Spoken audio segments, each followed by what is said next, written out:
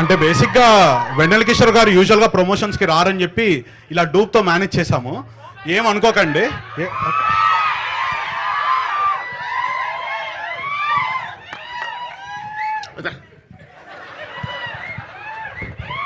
ఇది నిజమే కదా, నిజమే. మీరు ప్రమోషన్స్కి వచ్చారు కదా, ఇది నిజంగానే నిజం కదా.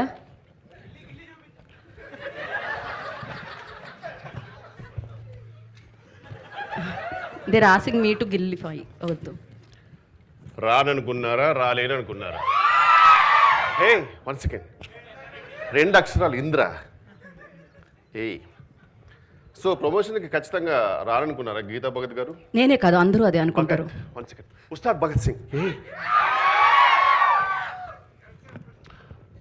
సో గైస్, మీడియా మిత్రులకు, సత్య ఫ్యాన్స్కి,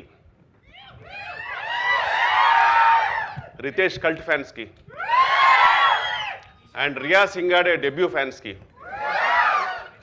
స్వాగతం.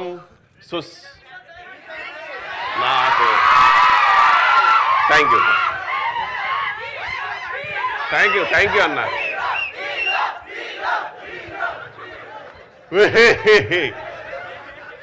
But thank you so much. మీ అందరికీ స్వాగతం, సుస్వాగతం. హే,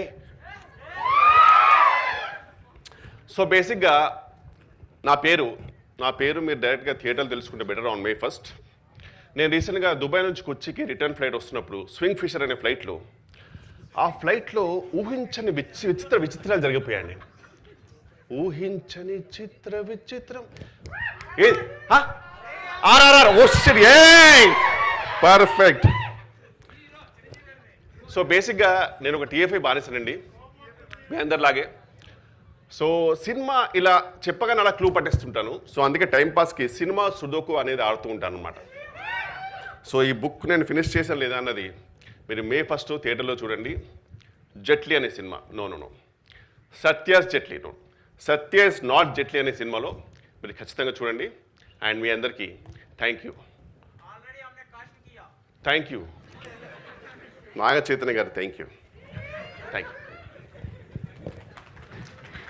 థ్యాంక్ యూ అండి, thank you so much. Oh my God, ఆయన నిజంగానే వచ్చారా?